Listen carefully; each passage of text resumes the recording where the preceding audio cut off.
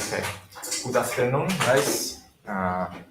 I'm Domenico Amalfitano, and I will going to present the course named Methodologies, Techniques, and Tools for Graphical User Interface Testing and GUI testing, basic testing. Okay, this is the outline of this presentation that will be carried out this afternoon or at least tomorrow. Okay, I will present myself and my course at the beginning. Then I will present a briefly what is the difference between GUI testing and GUI-based testing. I try to characterize the GUI-based testing, and at the end of this course, of this lesson, I will present some ideas or arguments about the design, the implementation, and the execution of GUI test cases. And more in details, I will show you some insight about the capture and replay techniques and capture and replay tools.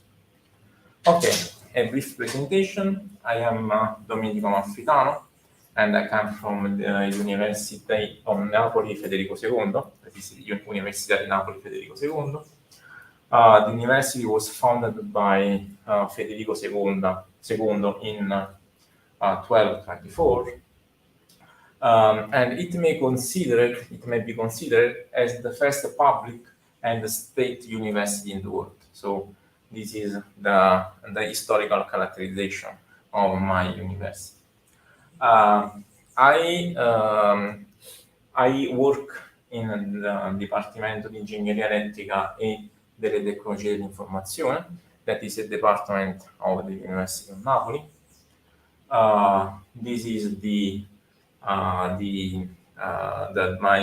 my department, the enter of my department. This is where I stay here. And you can see that the department is near the stadium, and so you can reach the stadium outside of the department. This is a skyline of Napoli. I don't know if you know Napoli. This is the Vesuvio, the sea, Mediterranean Sea. It's a very nice people, and I invite you to join me and to collaborate with me and with my group. Okay. Something about my research activities. The main goal of my research activities is to improve the quality of a testing process, and as a consequence, to improve the quality of the software that is developed by these processes. I try to propose software engineering methodologies and techniques. And during my research activity, I also designed and developed tools. I work in the area of software engineering, and in particular in the areas of interest are testing and testing automation, evidence-based software engineering, and reverse engineering and program comprehension. These are the main area of interest, the main research area of interest. Okay, I have some collaboration with industries and universities. As the universities, I have the University of Maryland, Oporto, Sao Carlos, Rio de Janeiro, and I have some collaboration with industries, some like Stellantis, that is the old Fiat Chrysler automobiles, Teoresi, Micron, and ST Microelectronics. Okay, let's start with the topic, and we can talk about GUI testing and GUI-based testing. Okay, before starting with the definition of testing, we can introduce what is a graphical user interface or a GUI. The graphical user interface is a kind of user interface that allows the user to interact with electronic devices through graphical icons and audio indicators such as primary notion instead of text-based user interface. In the user interface, we can see labels, text, navigations, and so on. The GUIs were introduced to improve the perceived step of learning curve with respect to the command line interfaces. Okay, this is a command line interface that usually appear when we start or when we work with with our command line with the editor of our PC, and we use this kind of interface for research activities, for developing programs, for trying or for automate processes. But I believe that usually we use interfaces that are called as WIMP. That means windows, icons, menus, and pointing devices. Okay. Do you know some examples of WIMP? Do you some examples of GUIs? I believe that we find GUIs in all daily life. As an example, in when we use our operating system, and we do not use the terminal that the operating system provides to us. But graphical user interface is not the graphical user interface that is provided by our PC or by our operating system. We have the user interface of mobile devices. We have another user interface that is the infotainment of device of our machines, of our automobiles. I use a user interface, graphical user interface, when I try to buy something on Amazon, or when I try to buy a flight from Italy to Sao Paulo. But we have other kinds of graphical user interface. As an example, the GUI that is used to control a plant, or the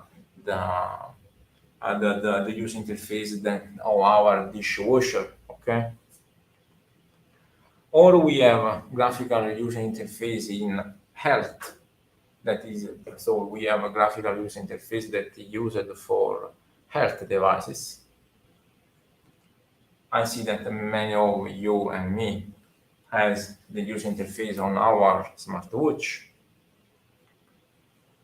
And also, again, in the automobile context, we have also graphical user interface. Or for watching our films, this is another graphical user interface. Netflix, as an example, or Amazon Prime, Amazon Video, provide their own graphical user interface. Okay. How a graphical user interface is composed? A GUI is composed by graphical widgets, also known as graphical control elements or controls. Okay, all the elements, all the visual elements that you see on your graphical user interface are called widgets. Okay, so in that case, on the right, I showed you the user interface or the ID that is provided by that beans. You can design and implement your graphical user interface by a simple drag and drop. You have this kind of ID in Java, in HTML, in Python. So you can, in MATLAB, you can build your own graphical user interface very simple. So it's very easy to design and to implement the graphical user interface of the software that you are going to implement. So widgets are software components having their properties. As an example, if you consider a button has some properties like the position. The position is a property. So consider an object. An object has properties on the basis of the value of its attributes or of its values. The rendering on the page or on the user interface changes. As an example, if I consider a button and I set the color as green, when I launch the application, I see a green button. If I set the position 0, 0, the X and the Y position of the button, when I launch the application, I see the button that is in 0, 0 position. If I set the text of the button as login or sign in or exit, when I launch the application, I see this text on the button. Okay? So let's consider each widget as an object with its static properties.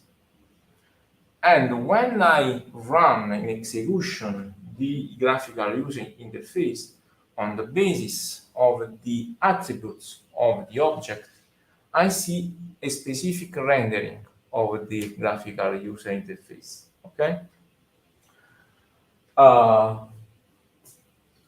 So, as I said before, we need a rendering engine that at runtime reads the properties of the widget and show the widgets on the screen. As an example, in our browser, like Chrome, Safari, I don't know what you use, each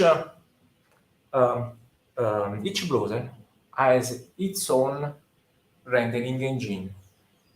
The browser reads the HTML, and on the basis of the attributes of the HTML elements that we have in the HTML page, the browser renders the aspect of the web application. It is the same for Android, it is the same for Python, it is the same for this paradigm works for all the programming languages. Okay? There is some question or not yet? Okay. Okay, and as I said before, the way a widget is rendered depends on its properties. And okay, we go there. This is another example. Okay, I tried to write in Portuguese, as long as it's okay. Okay, if we don't see the HTML, how many widgets do you see in that GUI?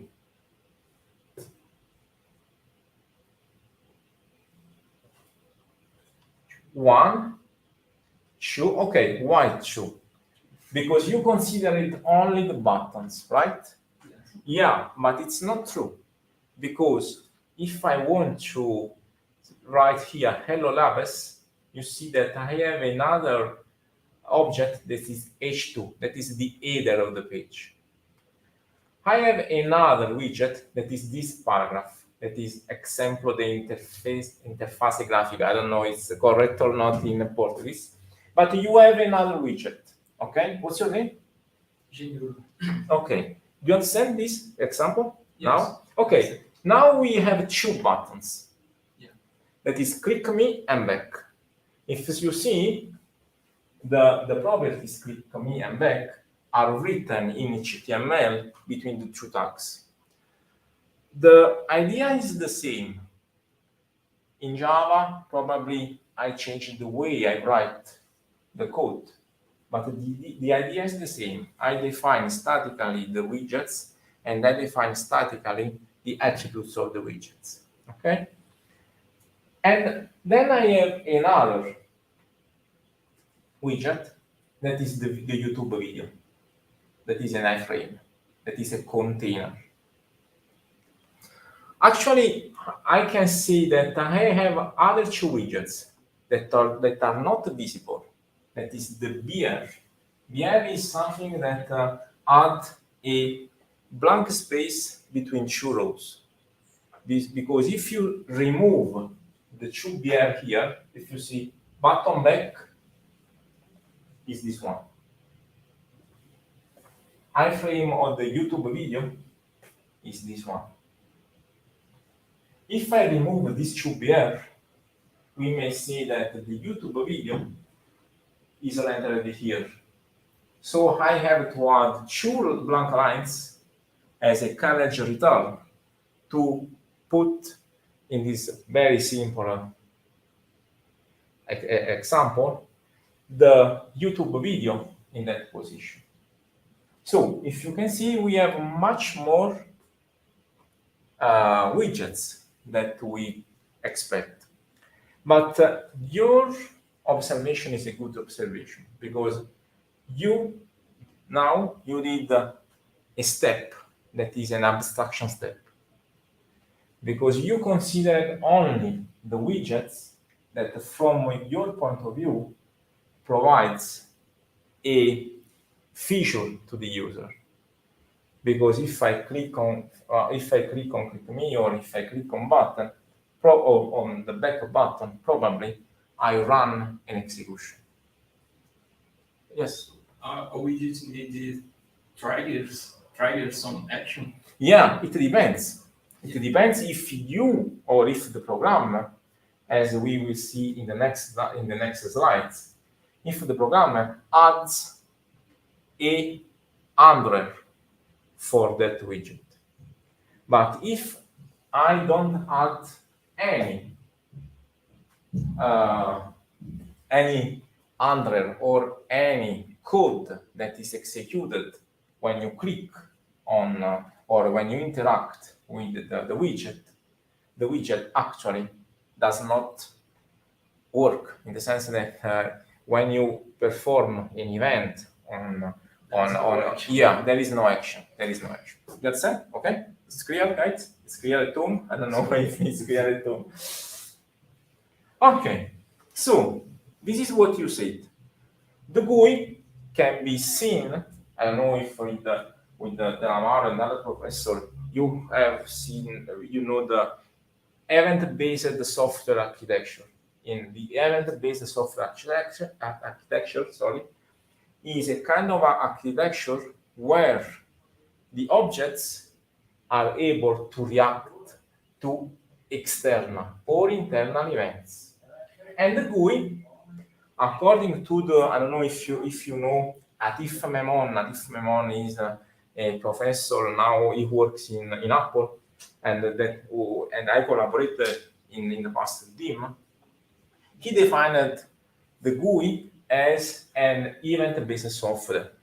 In fact, tomorrow we will see the event flow graph, that is a model that can be used to model the behavior of the GUI.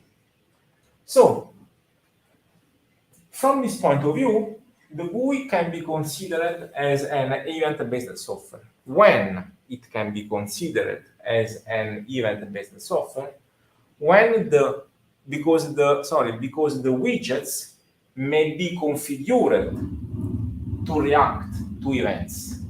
So, if as a programmer I do not configure the widget to react to an event, as an example, to react to a click on the button, the widget does not work, in the sense that when you perform an event on that widget, the widget does not react. Okay? So, how it works? Widgets usually are associated to listener. So the widget listens for some event. As an example, the button, what is the listener that you imagine or that you think that is associated to a button? On click. The on click, okay. On a text box, yeah, the event is a little bit strange. It's on key press or on key up. When you press a button, you have the event on key press. Okay. On an image, I can have the click, the double click, the click with the right button. When you click with the right button, yeah, as an example, it works in some applications on by default in our operating system. If I click with the right button, the system opens a dialog box where you can see copy, paste, rename, and so on. Okay, it is another event. And what happens when a widget having a listener for a given event,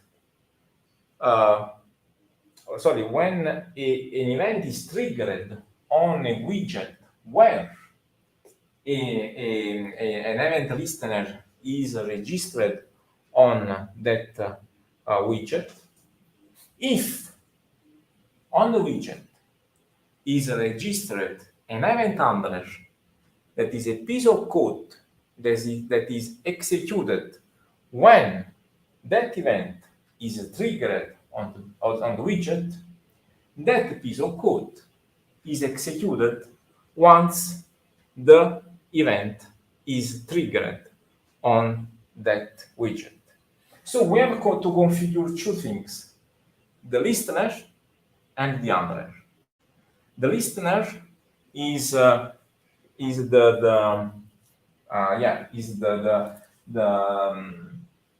gives the ability to a widget to recognize and to react to a given event. The code that is executed when the event is triggered should be written in the event handler. I don't know if I have an example. Okay, yes, I have this example. Okay, but so what happens? The GUI takes events, okay, like clicks on mouse, selection. If you have a list, you can select one or more items in a list. You can send a user form. Do you know what is a user form? As an example, when you have the form with the login and password, and then you click on send. This is an example of a user form.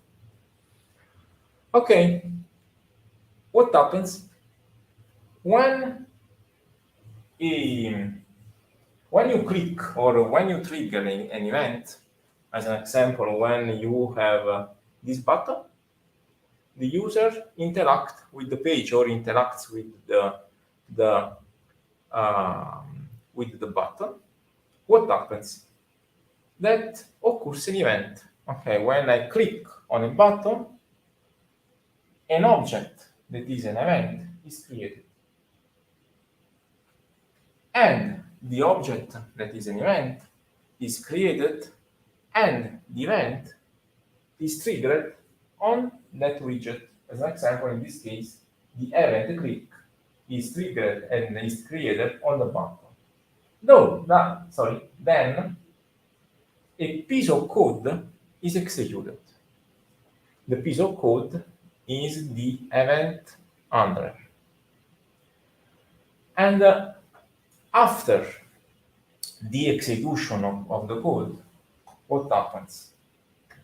In many cases, the state of the page changes. If I click or if I interact with a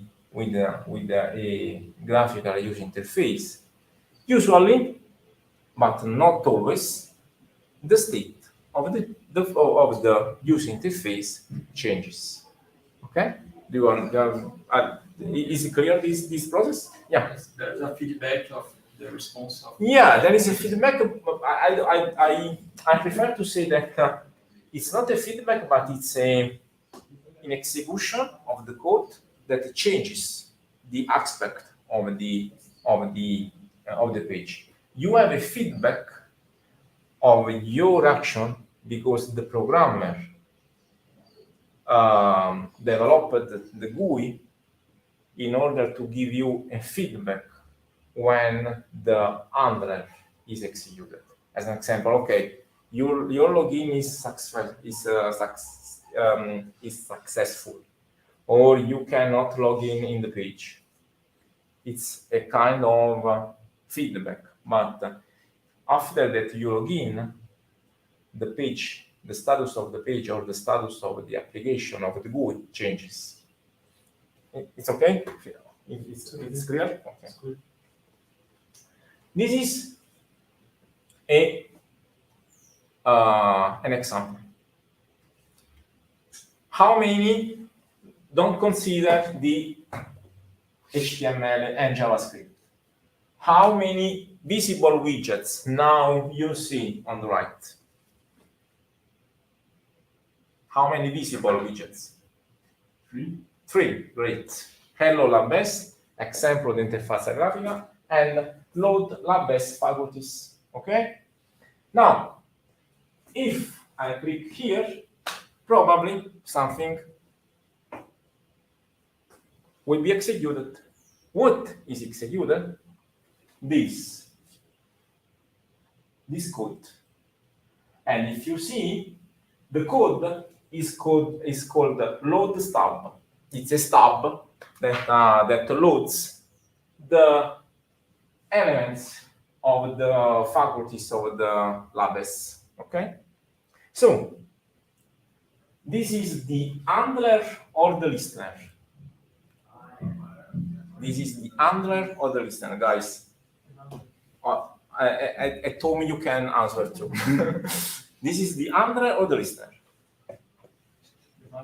The handler. This is the code that is executed when I click on this button, right? And how I can see that, how can attach this code to the button here? You see, on click. On click equals the name of the handler. Okay, I used the HTML and JavaScript because it is more easy to see. But the paradigm, the programming paradigm is the same. If you move to Java, if you move to MATLAB, if you move to Python, it's the same. It changes only the way you attach the listener, and it changes only the way you attach the handler. Okay? So if I click here, click on the button, I see the list of faculties. And what happens? It happens, sorry guys, that I have a change in the graphical aspect of the user interface.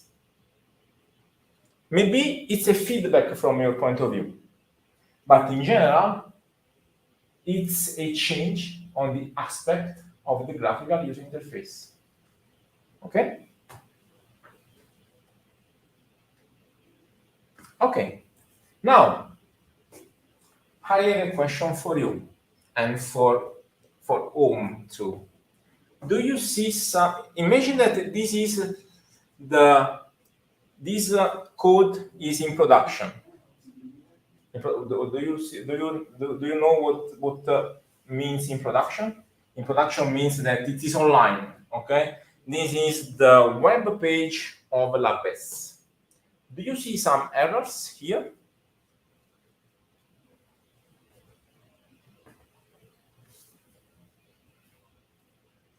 you can edit the HTML, you can put any JavaScript code inside. No, it's more easy. More easy. Not so difficult. I don't give very difficult questions.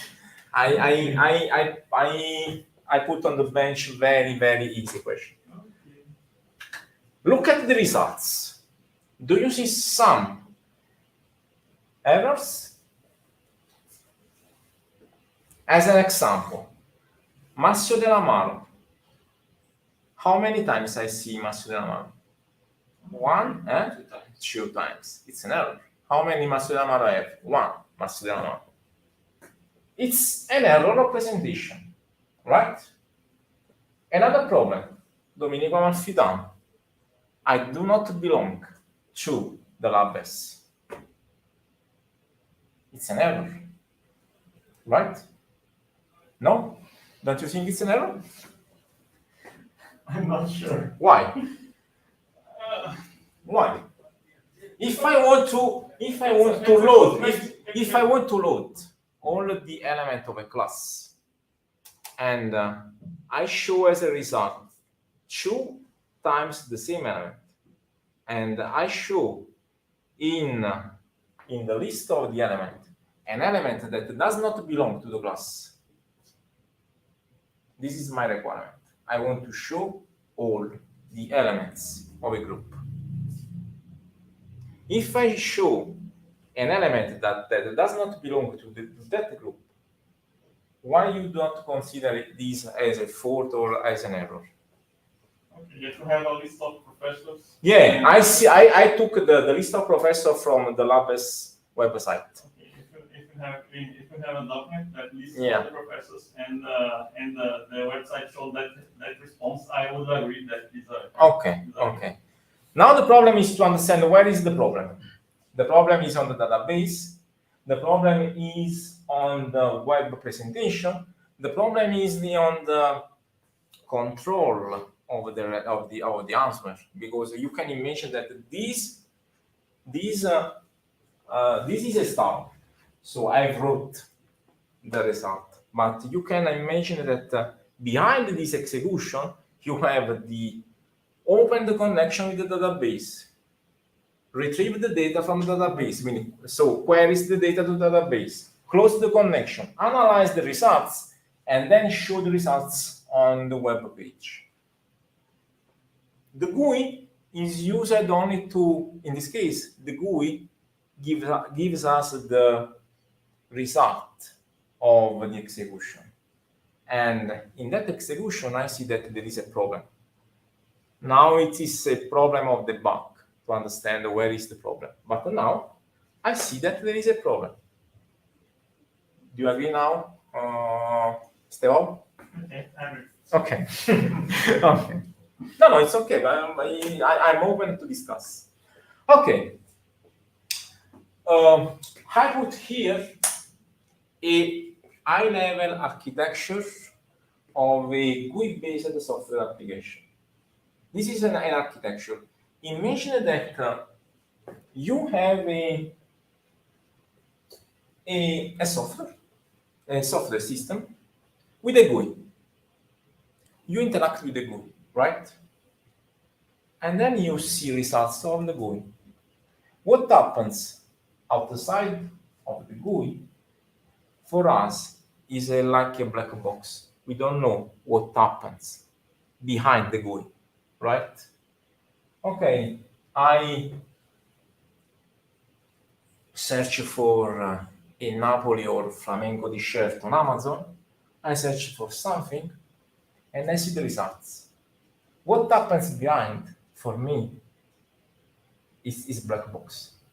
So in this kind of architecture, I propose this kind of architecture. I have the user that finds events on the GUI that is a component. The GUI is a software component that should be designed, that should be implemented, that should be tested. And the GUI uses other software components. The GUI uses code in Java, PHP code, C++ code, MATLAB code, Simulink code. The code ask or send request over the network in a REST API or a SOAP API, I don't know. But for us, in this kind of architecture, the GUI is the interface between the user and the other components of a software system. Do you agree with this architecture? And another thing, the GUI implements the human-machine interface. The GUI is responsible to implement the interface between the human, that is the user, and the machine. You have an interface with your car, you have an user interface, graphical user interface with your phone. Michel has his graphical user interface with the PC. Okay.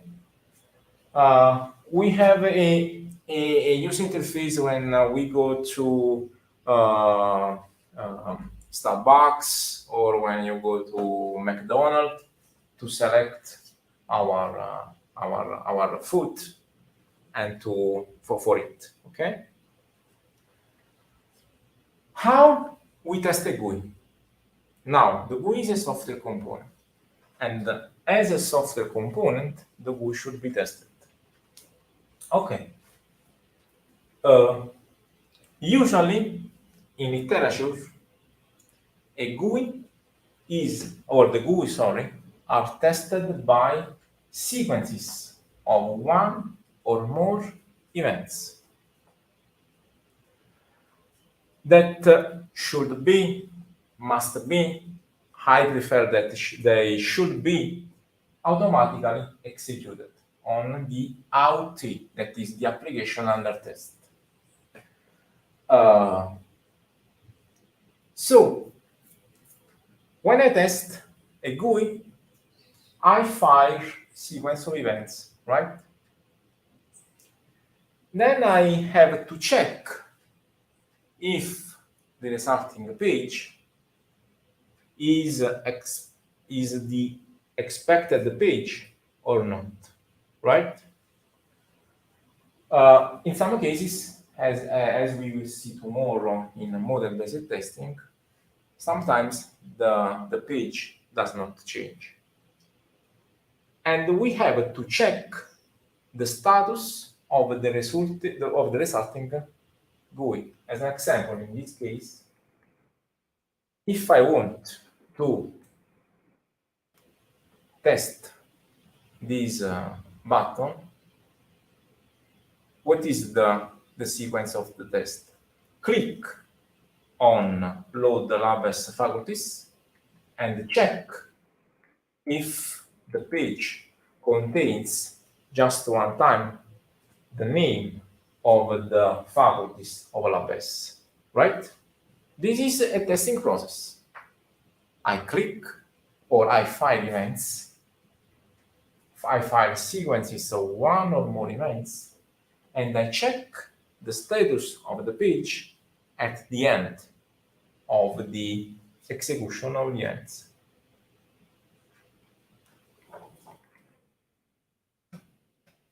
Okay,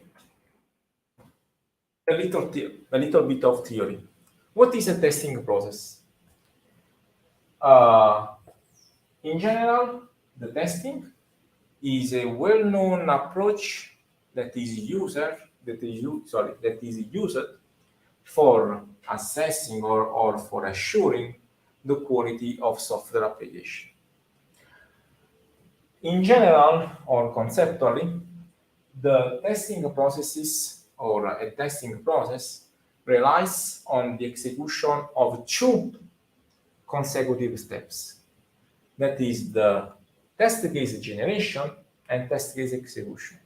So I have to generate test cases, and here you open years and years of research in software engineering and software testing, because we have many techniques, we have many technologies, we have many methodologies for the test case generation. And we open another problem. Once I generate, or once I define a test case, I have the problem to execute the test case. So I have two steps: test case generation and test case execution.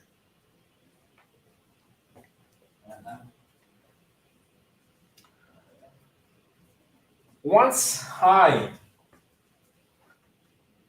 run the tests, I would expect to have testing results. And the test results see me if the test has passed or not. And I would like to have an automated step that checks if the test results are okay, so that if they pass or if they fail.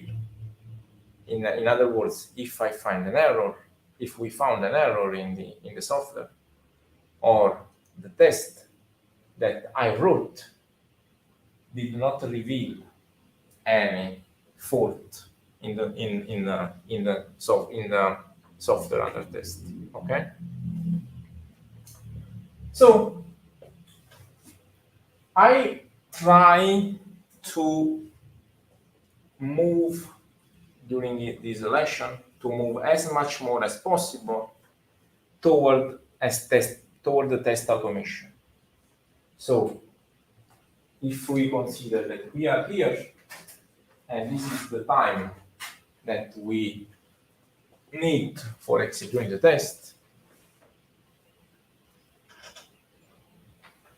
I would like to move to the full automation in order to reduce the time of testing execution. Okay.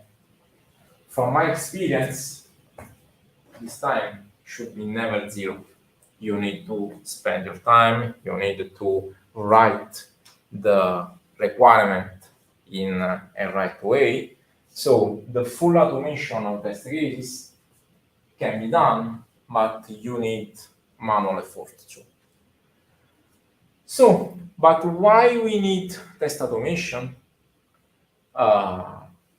We can use test automation for two factors. If we use testers, human testers, the step of testing is time consuming.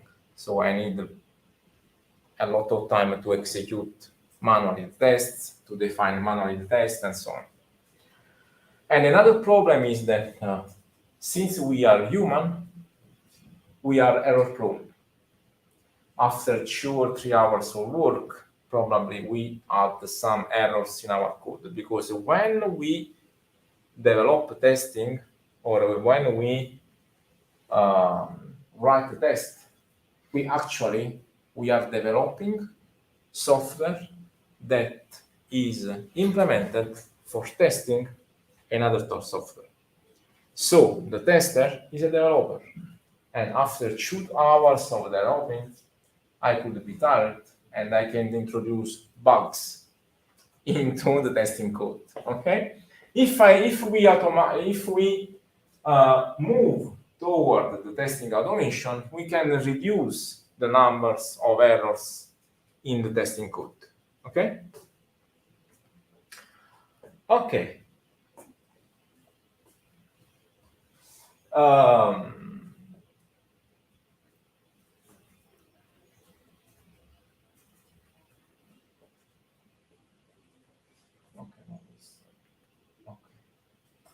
What is the difference between GUI testing and GUI-based testing? In general, GUI-based testing is a synonym of GUI testing. But in this course, I use the definition of GUI-based testing like the activity of testing the whole application, the entire application, through the GUI. And I want to use the difference between GUI testing and GUI-based testing. For me, in this course, GUI testing is the process of testing the component of the GUI component. For GUI-based testing, I mean the testing of the whole application through the GUI. I use the GUI to trigger events and to check the status of the application. Because the status of the, if we see here, the outcome of an event handler may depend on its internal state. That is the state of other entities. If we remember the example of the load lab-based faculties, the execution of that event depends on the status of the database. If I click on that button and I check the results may depend on the status of the database.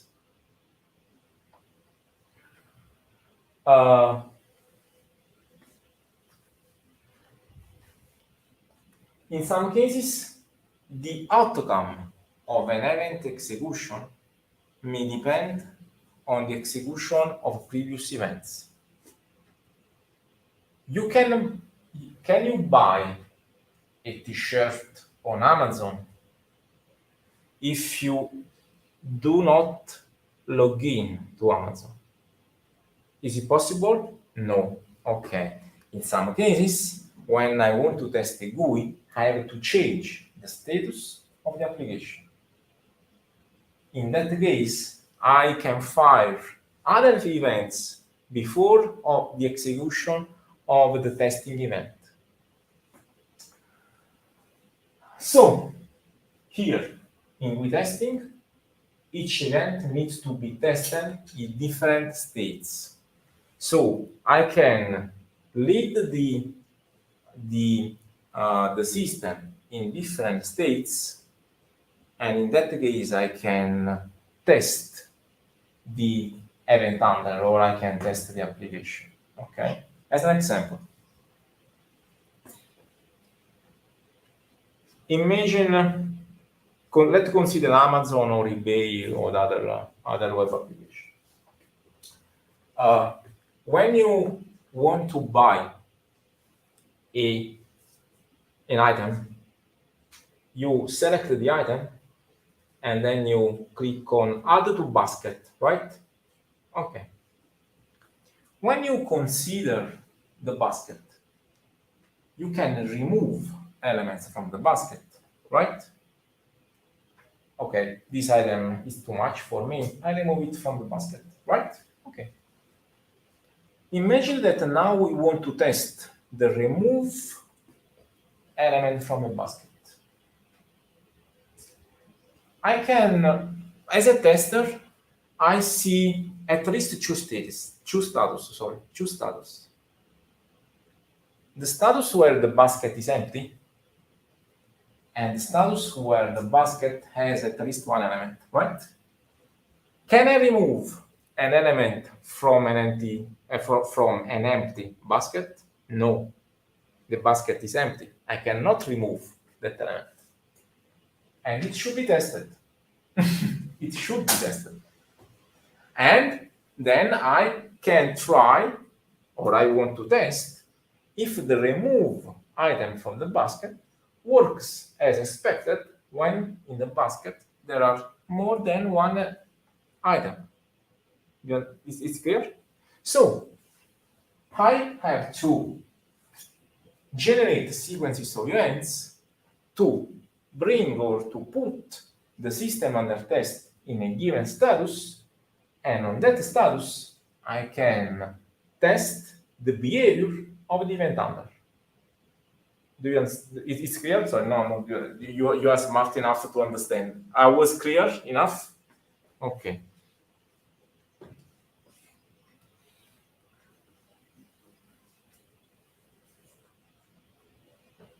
Okay. Usually, then we stop for a while.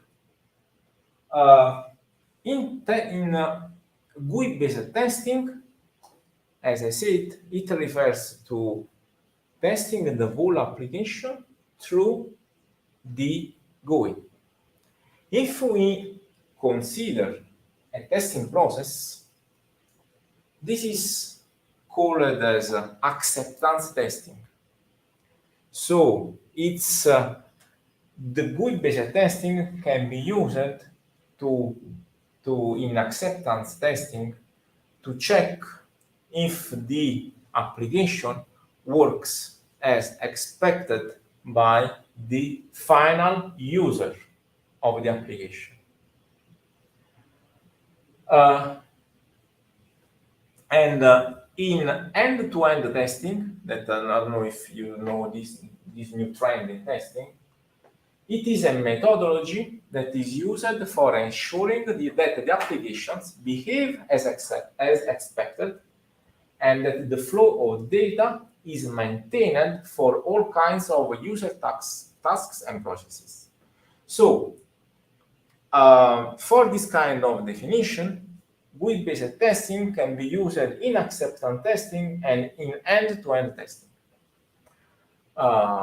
Okay, so why we can use GUI-based testing in end-to-end testing? Because in this kind of testing approach, it starts from the perspective of the end user. If we imagine that if we test the graphical user interface, if we use the graphical user interface, we are checking if the whole system behaves as expected from the point of view of the final user. Okay? Okay, this is a slide that summarizes what I said, what I presented before, that the GUI testing is the activity for testing the behavior of the GUI software component, and the GUI-based testing is the activity for testing the whole software under test through its graphical user interface. Okay. 15 minutes of break, and then we can continue with the other topic. If you have some question, I can. For now, no question. Okay. Everything is clear? Yes. Okay. Let me make a question. Okay, yes. Can you make one slide, please? Yeah. No, just one. This one. Is GUI testing one kind of GUI-based testing? Yeah. Okay, because for me, both are very similar. Yeah. I said at the beginning that usually in the literature you have not this distinction. Yeah. But if imagine that you are in a real testing process, and you can I use the blackboard? Yes. Imagine that we are developing our application. Okay. As a designer, I define this kind of architecture. I have a GUI.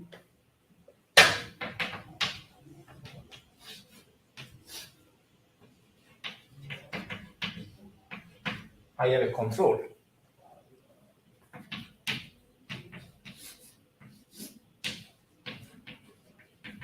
Domenico. Wait, sorry. Oh, sorry. I understood. Sorry. Now. Sorry. Okay. Sorry, guys. I don't know. Okay, It's my first time here. Okay, this is the model, and this is the database. Okay, imagine that we are following a a developing process. We are a team. I start with implementing the GUI. You start implementing control. Michel start with implementing the model. And I forgot your name. Genudo. Okay. And Genudo implemented the database. Okay. I can decide to implement these 4 packages in isolation. Then I want to integrate them. Okay. So imagine that I have unit design, unit implementation, unit testing, and unit testing. Okay. Now, in GUI testing, I can test this one. When I integrate at the end of the integration, I can check the requirement from the point of view of the GUI, and when I integrate, I have the behavior of the whole application. So I agree with you. The terms are very similar, but this is the main idea behind this characterization. I don't know if now. No, it's clear to me because for me, I always read as the same thing. And when you show the difference between then I start to agree with you. I never stop to ask you to think like that. Okay. And In some papers there is this. In my papers, something I use this kind of characterization.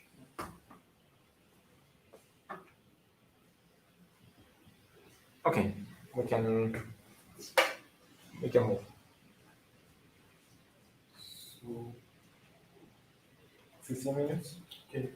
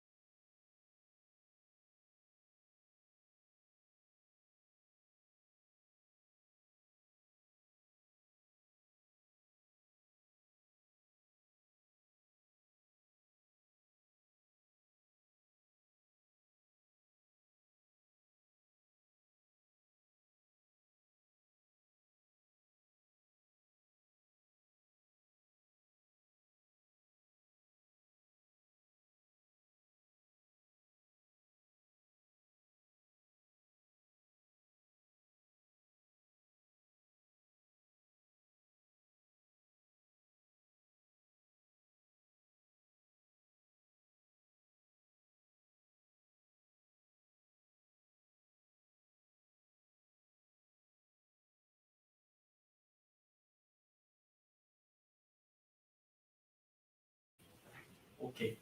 Okay, we are back, and now we talk about the GUI testing characterization. Today we have this introduction about the GUI testing, and we can see now how this kind of testing can be characterized. Okay, I took the cue from this taxonomy that is proposed by Kong et al. It's for Android app testing, but it's for the GUI of Android apps mobile. But I believe that this description and this taxonomy could be extended in general to the GUI testing. So if you read the paper, it can be a good point of view or a good starting point for you if you are interested in this kind of research.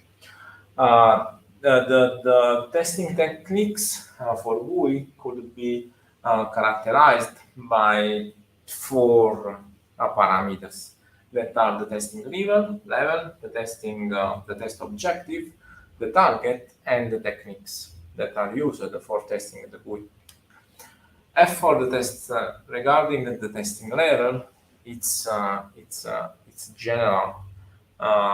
We have the unit level where the GUI is tested in isolation. And Stevao, this is maybe this taxonomy could clarify your point of view, because if we consider the testing at the unit level, the GUI is tested in isolation. So we have here the GUI testing. In integration level, the GUI is tested in integration with the other ones, with the other components at the end, at the system level, and at the acceptance testing level, that is the most exploited one. The GUI-based testing is actually used for testing the whole system in isolation.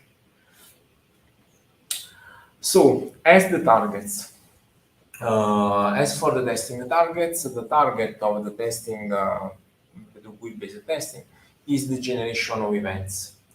Because as we know, and as we will see tomorrow in the testings or in the techniques of GUI-based testing, each testing techniques or each testing methodologies provides to fire or provides to generate the sequence of events that should be fired on the GUI to test if the GUI works as expected or not.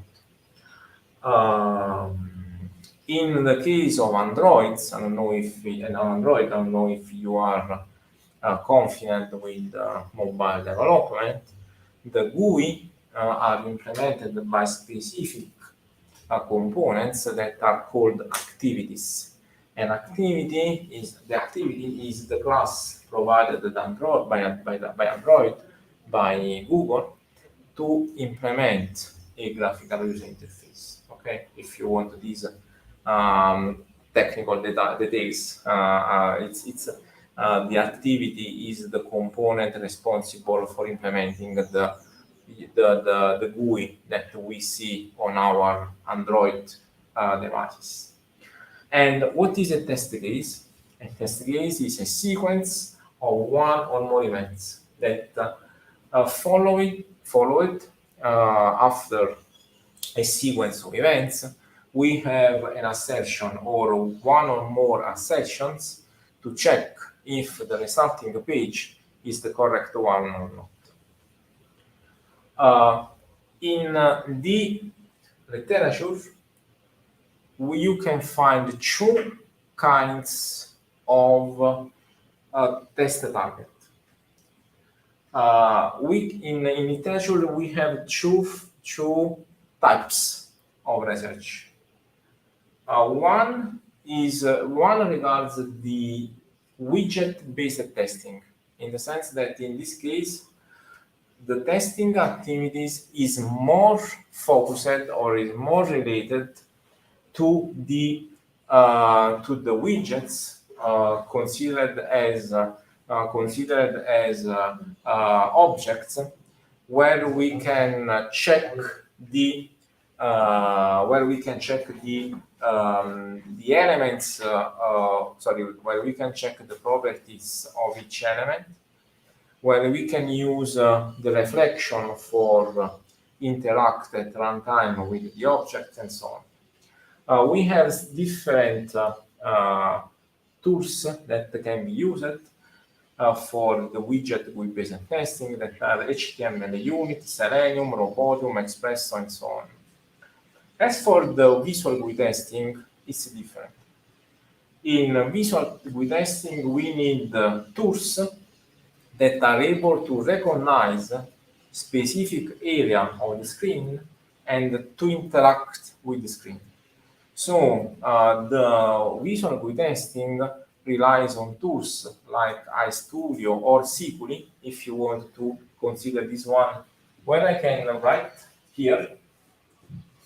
I remember that the name is Siculi, more or less.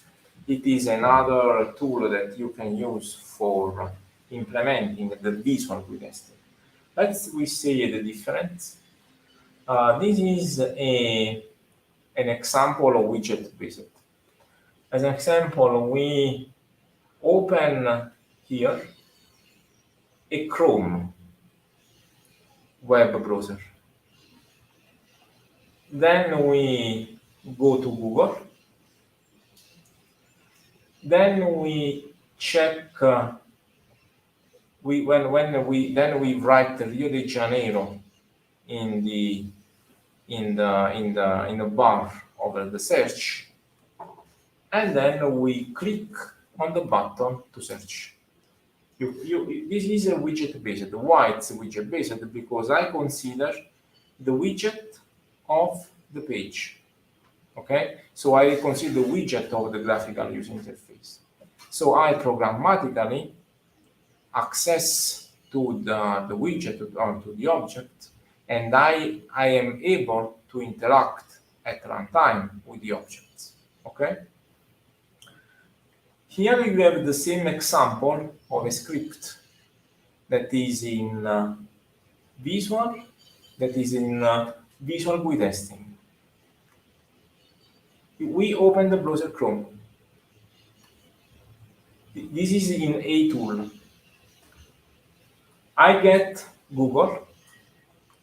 I click on the search bar. You see, I'm not using the widget, but I'm using the image of the search bar. So this tool is able to recognize the image on the screen and to interact with that image on the screen. Then I type Rio de Janeiro. Then I click on Cerca con Google, because this experiment was implemented on my PC, that it is in Italian, and my Google is in Italian. If you see, this is the same test that can be automatically executed. The only difference is that in this case I access to the objects. Here I access to the images. Which is the best one? It depends. I have not the answers. In some cases, people working with widget-based say, okay, no, widget-based is the best one. People working with the visual GUI testing say, okay, no, visual GUI testing is the best one. For me, as an engineer in this case, I believe that the best solution is the middle. For me, the best solution is to know both testing techniques, because in some cases I can use this one, in some other cases I can use this one. For some kinds of testing, I can use widget-based, in particular when I know how the application is implemented, I know which are the buttons, I know the ID of the objects, I know how to interact with the object. Probably this is the best one. And in this case, I can use the visual GUI testing in other type of testing. As an example, if I want to check the portability testing, I don't know if you sometimes have some problem. Let's consider the web context. Do you experience it, or did you experience this situation. Did you observe that in some cases when you open a web application in Chrome, the same web application does not appear the same in Firefox? Or if you change the layout of your screen, the application does not appear the same, or in some cases you see something that is very strange. Okay. If I want to test this behavior, that is something or that is related to portability testing, compatibility testing, or usability testing, in that case, I need an image processing. Okay.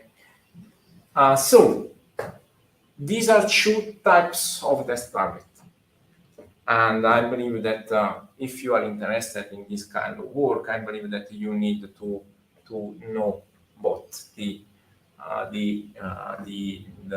testing target. Okay, what I have to provide? There are some problems. I need to find framework or tools that provide support for filing simple events. As an example, HTML unit is nice. It works for web. It works for Android. It works for iOS. It works for mobile. Okay. Visual GUI testing, equally, I study works good for mobile application, works for desktop application. But if I want to test an embedded software system, if I want to test the user interface of an embedded software system, how? Which are the practical problems that I have to solve? I have to find some tool that helps me in filing events. If you do not have this kind of tool, you have to implement this tool by your own. I did it in Android. I exploited the framework that Android use for sending events at the low level, and I used this framework and I used this API for implementing my caption replay tool that was used in a paper that I will present maybe in the last day, where I applied machine learning with active learning techniques for recognize specific user interface and to overcome this user interface. So when you have not a solution, you have implemented an ad hoc solution. And it is a research activity. You can, if you find a solution, you can write your paper, you can develop your application, you can create your startup on that application. As an example, now the topic is to test how to say extended reality software systems. I don't know extended reality, virtual reality. Okay, this is a hot topic in testing this kind of GUI, so you can invest in it. So another problem is the timing issue. Imagine that we are testing a. It's okay, the webcam, guys, at home? Okay. Imagine that we are testing a web application.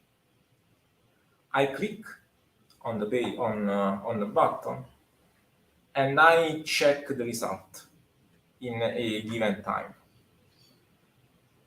If you remember, I don't know if you observe, if you try or if you trigger an event, usually a web application does not answer immediately. You have to wait some time. And if you want to automate this testing process, you have to consider timing issues. Visual test case, as an example, may fail when they are executed on devices with different resolution. As an example, let's consider this click. This test case consider this kind of image. If I change the resolution, if I change the size of the screen, if I change the resolution of the device where I execute the test, if the framework does not recognize this image, the test fails. The test say, okay, I find an error, but in this case, it is a false positive because it is not an error. It is the framework where you are executing the test that is not able to recognize the image. So for widget GUI testing, we have not this problem. So it depends. You should consider both the test and target activities. Okay, what we search in what is the main goal of a testing objective? Well, our goal is to find or is to demonstrate the absence of two types of failures: crash due to an Android exception. As an example, if I play with my Android application, in some cases I have a crash of the application. So I'm testing the whole application through the GUI, and I'm able to trigger an Android exception through the GUI. Or GUI failure that are unexpected in the sense that they renders aspects of the GUI that are not expected by the developer. How we can evaluate the adequacy of a testing technique if we do not know the crashes, if we do not know which are the expected bugs. Usually, we use alternative coverage metrics like the code coverage.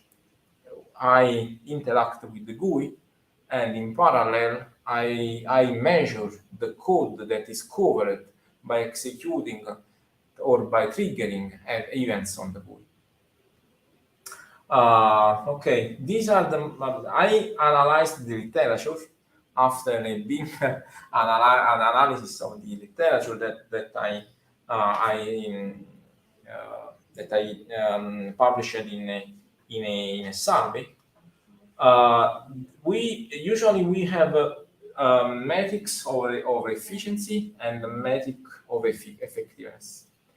As for the efficiency, we have the number of detected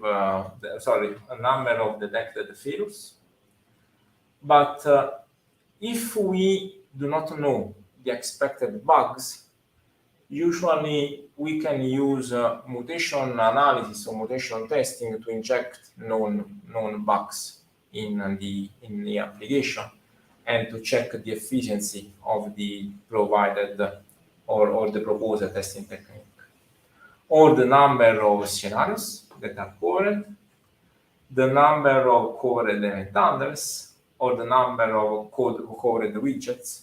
But the most used is the code coverage metric, where we can see, or where we can use executable lines of code, branch coverage, and so on. As for the effectiveness, we can measure the time of execution of the whole testing process, as well as the number of generated test cases. Okay, this is another example of widget-based and visual GUI testing. Okay, let's consider these two user interface. Okay, they differ, right?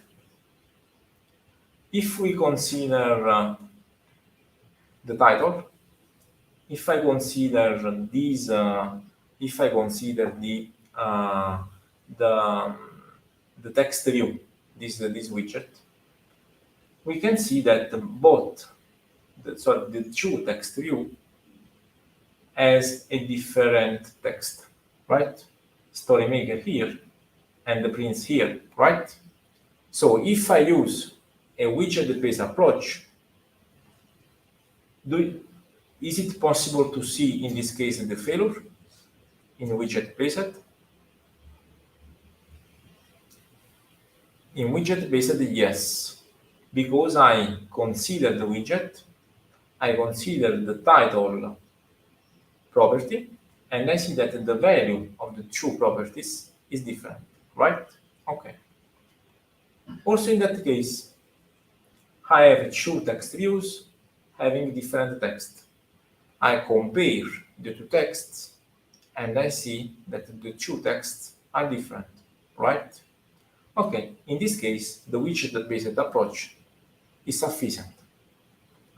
Let's consider the two images. The two images are not here. Okay, no, here. Image view and image view. I have no text. I have not information about the image. How can I check if the two images are the same or not?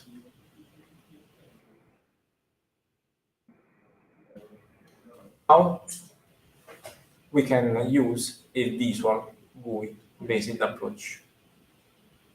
I can consider the image, the two images, and in that case, I can use a visual GUI testing approach, right? And do you agree, or do you understand? Yeah. In this case, this is the case where a combination of widget-based and widget-based and visual-based approaches can be used in combination to test the user interface. There? Okay. Yes. Okay. Yeah. Okay. The last thing that as engineer, as a tester, or as a researcher, we have to check or to consider is where we test. What is the testing environment? In some context, the test cases should be executed both in emulated on a real environment. I don't know how many of you work with Android. If you work with Android, you can launch an emulator on your PC. You can launch an emulator on your PC and you can run your application on your emulator.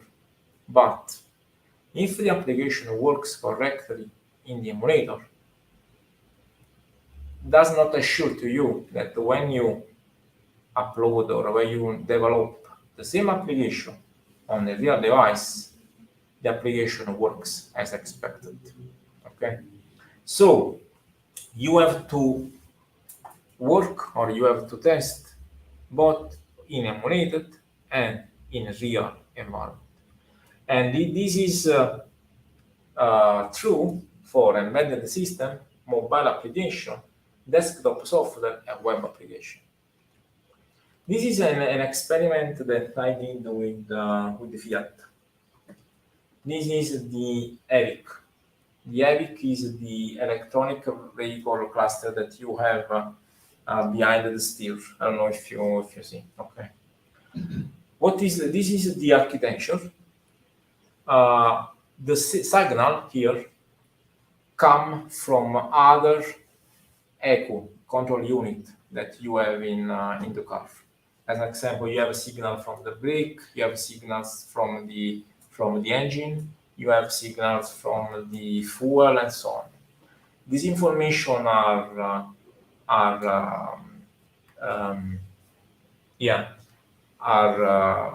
processed by business logic. Then the data go to a presentation logic, and the presentation logic sends signal to the emulator, to the EVIC. Sorry. Okay. So imagine that this is the temperature of the oil. If a signal from the sensor of the oil arrives from if a signal arrives from the sensor of the oil, we want that the temperature here is set to the right temperature, okay? So we implemented this emulator in Java, okay? These are the signal that will arrive, that we emulated in MATLAB this is the timeline, this is the test case. In this case, we see that we have different signals that simulate or emulate the real behavior of the car, and at each testing time, we collect the image that is provided by the emulator, and with the image processing approach, we check if the image that is rendered is the expected one or not. Okay? And how we move this problem, how we move this kind of test that is performed in an emulated environment to the real environment. This is the testing approach. We have a computer that sends signal to the real environment. We have a webcam that collects the images, and with the images that were collected by the webcam, we check if the expected rendering, we check if the rendering is the expected one or not. How do You mean we check it is a human being or it's Automated. automated? Yeah. In that case, the human effort was only to build the folder with all the expected icons and expected signal. As an example, we had the folder with all the signal here, and we, as an example, we have a folder where we have an image for each widget. So we collected the images, we separated the layout, we collected the single images, and we checked the image with the expected one or not. How do you send the data to the Yeah, the data were sent by the PC through the real environment, because the business logic is implemented in MATLAB. You can connect MATLAB through CAN. I don't know if you know the CAN drive or USB. Mm-hmm. You can send this signal that were simulated. Here we have a real signal, so simulated signal were translated into real signals, real signals that were processed by MATLAB, were sent to the real device, and then we have image capture of the real device. Okay? Yeah. Okay. Okay. We have the problem. The problem is how to trigger user events or how to trigger events. So we have to find ad hoc solution. I see another solution in Android where we have a robot with a camera, and the robot taps. We have a robot that taps on the screen. I see some publications and I see some solution where the authors provided this kind of solution for testing the Android applications. So we have to translate the emulated test case in real devices triggers, like in this case, where the signals were translated in real test cases. And we can use the camera for the detection of GUI fails. And you have to build this kind of system. In general, you do not find on the market the specific solution. Only in some cases, but in most of the cases, you have to combine solutions to build your final solution. Okay, what do we test through the GUI? Domenico, Sorry, yes. There's one question that sometimes people ask me, not just for, I mean, not for this kind of problem, but for tools in general. The question is, why we don't have a commercial tool or environment that solves these problems, because everybody has the same problem, but everyone has to develop their own solutions. Okay, my feeling there is that you do not have this kind of tool because I believe that the problem is general, but when you try to translate this general problem in a given solution, I believe that it's not so easy to move that solution in another context. This is my feeling. As an example, if I have this solution that works good for this in this context, I'm not sure that the same solution works good in Android or works good for an EVIC that is implemented or like produced by another by another brand like Mitsubishi or BMW and so on. I believe that the solution is the same, but to have a tool that is a general purpose, I believe that this is the problem, because if you want to find a solution, the solution depends by context and by context. I don't know if you agree, but this is my feeling. Yeah, I agree, but it's kind of I don't know. It's weird because everyone has the same problem, and everyone develops their own solutions. Yeah, because also in this case, if you want to apply image processing, okay, you have a specific artificial intelligence-based system that is focused on this kind of images. If we move or if we change the context, we have to implement or we have to learn another agent that is able to recognize other kinds of images. The problem and the solution is the same.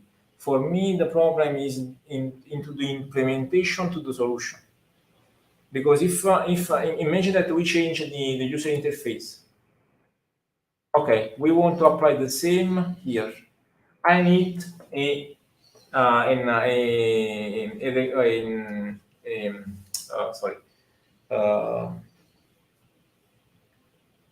how to say? I need a classifier that recognizes this kind of images.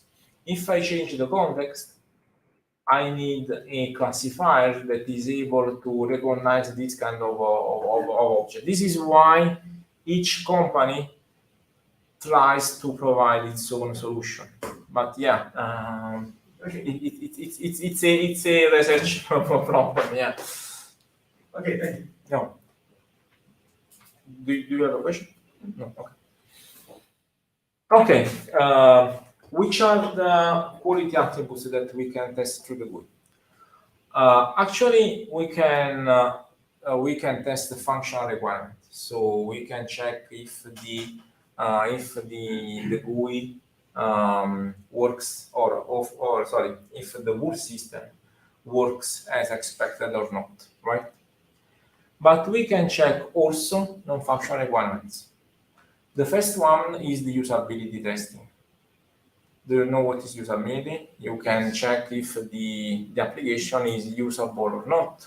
If you are able to learn to use the application in very few clicks, okay? And obviously, the user interface is the only component that can be used for the usability testing, okay? Portability testing. We can use the GUI to check if if a given software system works as expected on different devices. I don't know if you experience it in mobile. As an example, you have an application that works on a device with a given version of Android. When you move or when you install the same application on a different device or with a different Android operating system, the application does not work well. The other example is with the web browser. If you have an application, some applications works well in a browser and does not work well, in other browser. For performance, the GUI is used to execute the load testing. I don't know if you know what is load testing. As an example, if I want to test if an app, okay, starting from the beginning. Do you experience that in some cases, when you use an application, the battery of your mobile drifts, and you in very low times you have the batteries that is very low when you use some application? Okay. In some cases, the application is very power consuming because because it uses memory. It introduces memory leaks in your systems, and you can see that this application is consuming memory and battery. So to test the performance of an application, usually you use the GUI or use the application for a long time, and in parallel you measure the performance of the system. As an example, you measure the CPU, you measure the memory consumption, you measure the power consumption, and you can understand if that application is power consuming or not, is memory consuming or not, is CPU consuming or not. And you can simulate the use of the application. You can simulate the user, and you can interact with the user interface, and at the same time you can measure the performance of the application. Okay. Another aspect that now I am following this research activity with Dela and Miser is the security testing. Through the GUI, you can check if the application is vulnerable or not. And it is true also on web application. I don't know if you know terms like cross-site scripting or SQL injection. In order to check if your application is secure, you can write in the text label of your application specific JavaScript commands or specific SQL commands that can, and you can try to penetrate the application. You can try to disrupt the application by writing this specific text in the text field. So the GUI is used for security testing. The GUI is used for vulnerability testing. As an example, with Miser, we experienced that we interact with the GUI and we check if the application, the mobile application, is secure or not, or if the application provides some vulnerabilities or not. Okay, which kind of okay.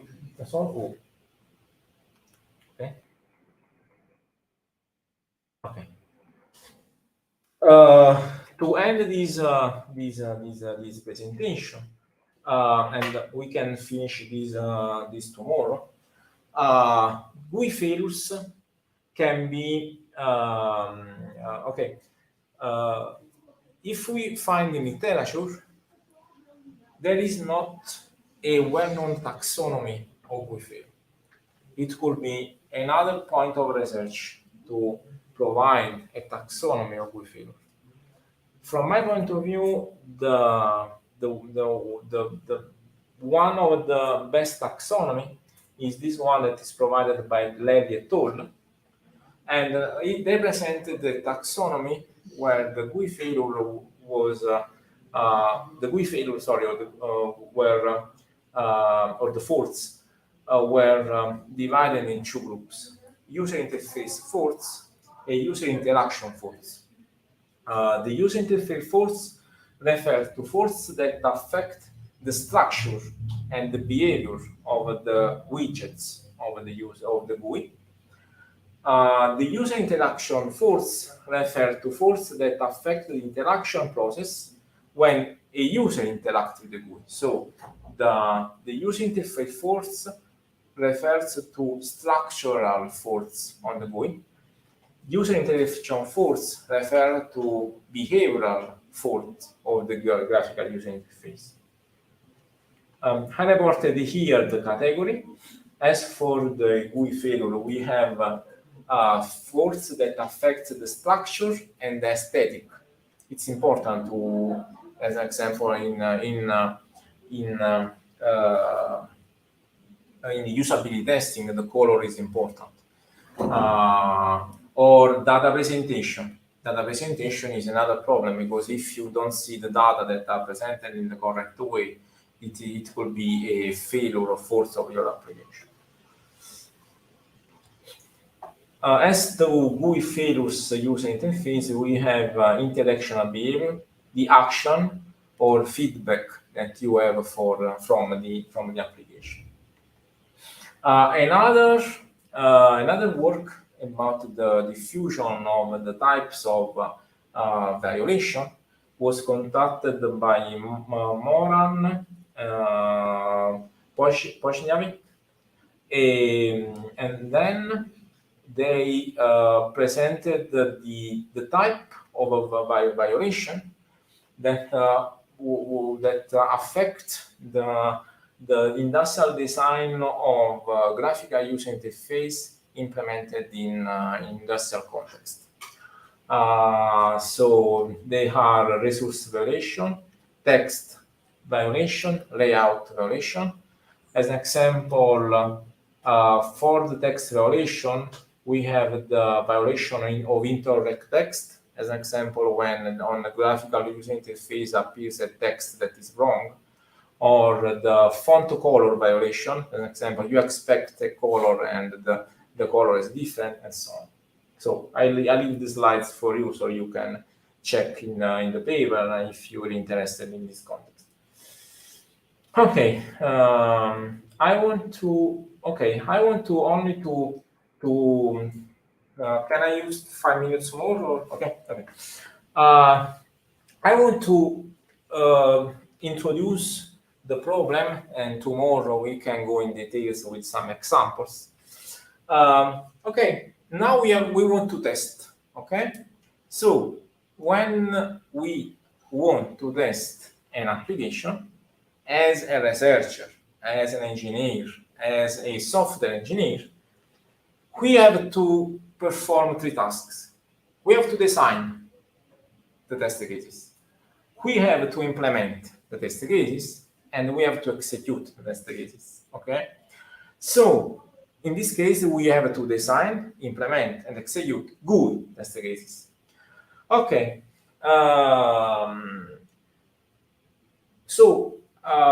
In GUI testing, the test cases are made by sequences of events and a session on the GUI.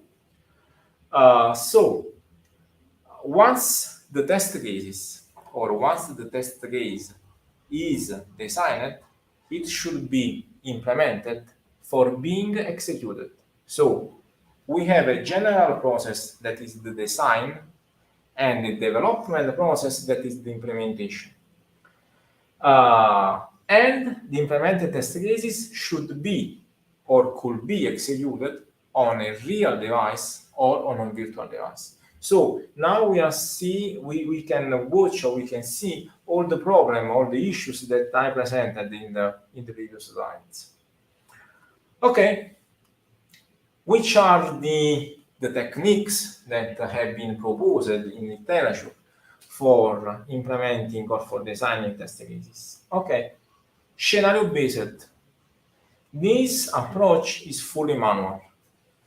The test cases are designed and implemented for executing specific usage scenarios of the OT. So I start from the requirement, and I write and I design the test cases. We have a model-based we probably, tomorrow I will present you some model-based approaches. This approach is semi-automated. The tester or the modeler or the designer design the model, implement the model, and starting from the model, the test cases are starting from the model. Sorry, the test cases are extracted, are designed, and then implemented. And I will present my main activity of research, that is the ripping based, where robots are able to test the application in autonomy. But let's finish with an example. We are asked to test the login requirement provided by this outing.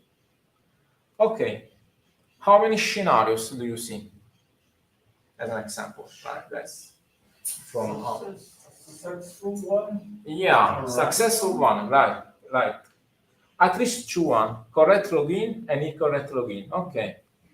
If I go, or if I introduce my username and password correctly, I go in my Domenico Amalfitano profile, where I have this label, and I have 3 buttons. If I insert an incorrect, or when I insert the incorrect credential, I go in this other GUI that it's independent. That if we are, it does not care if I'm working on web or mobile and so on. Okay, these are the 2 scenarios. Great. Okay, which are the test case definition? Some suggestion? Okay, how we test the correct login? Which are the sequence of events? Okay, we are only 3. 1, 2, and 3. So I expect for you, and Tom, I don't know if they are able to answer. Okay, I want to test. I want to test the login through the interface, through the Graphical User Interface. So this is not an exam. Okay, so we are talking like engineers. Okay, what is the testing scenario? Now we have 2 scenarios. Okay, so we want to design, not implement. We want to design a test case for each scenario, at least 1 test case for each scenario. Okay, Misan, you too. Okay, put mail as a password, Mm-hmm. correct password, Okay, and click in login. okay, and then I have to assert, because when I click on login, the page changes. So I want to check if Yes. the page is the correct one or not. Save the final result. No, if I save, it's implementation problem. I want to design, because save, it's a way to implement. I want to design. Okay, help you. Scenario, flow event, type Domenico Amalfitano, username field. Type 1, 2, 3, 4. It's not my password, okay, but it's only an example. In password field. Then click on access to profile button. Okay, so type, click. Then I try 1 assertion, 2 assertion. GUI has the text Domenico Amalfitano profile. Okay, I check if this text is on the GUI, and GUI has the button update your projects. So I expect this and this. Obviously, I could be more precise. I could design a test case that is more precise. As an example, I can say the GUI has Domenico Amalfitano profile, and the GUI has the text update your field, your info, and the GUI has 3 buttons. The first button is update your publication. The second one is update your project, and the third one is the thesis topics. Okay, I could be more precise, but it's problem of design. Okay. Now, the other suggestion for the other one. Okay. Now it's similar. Okay. As an example of the other design. And invalidate email. Okay. As an example, I write here Domenico Amalfitano and I type 4321. This is my scenario. You provided another scenario where an invalid username is provided to the user interface. Click on access to your profile, press the button, and what is the session? For my point of view, as a designer, I could improve my design. When I built in home, I have the project. Okay, the project could be improved. Now I'm designing. I'm in the design phase of my scenario-based approach, and these are the two my assertion. I check if the profile access field is I have the text. I don't see from here. I need the glasses. I check if the GUI has the text profile access field, and the GUI has the link password restore. So I'm checking this and this. But I could be more precise. If I want, I could add other check, other session. The basic idea now is what is? I start from the scenarios. So I have the requirements. I define the scenarios. For each scenario, I can provide one or more test cases. As an example, as for the incorrect login scenario, I provide these flow of events where I typed a wrong password. Dela suggested another testing scenario, another design of test, where he proposed to introduce an invalid username. So for each requirement, we have one or more testing scenario. For each testing scenario, we have one or more test cases. And tomorrow we see how these test cases could be implemented. Or another thing, this process is fully automated, fully manual. I have to check the requirement, I have to define the scenario, I have to write and to design test cases.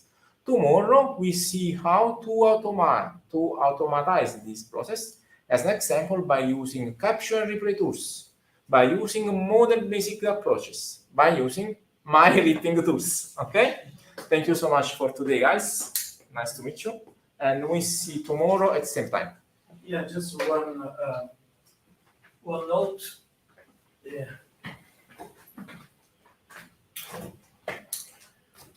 Guys, some of you asked me about evaluation. Then in the last day, we'll provide course evaluation, a test, exam, and will probably be applied by a Google form. So we'll talk about it during the course, but probably in the last day, we'll apply this evaluation, okay? And thank you, Domenico. Thank you for the invitation. And we see you guys tomorrow. Okay? Bye. Bye.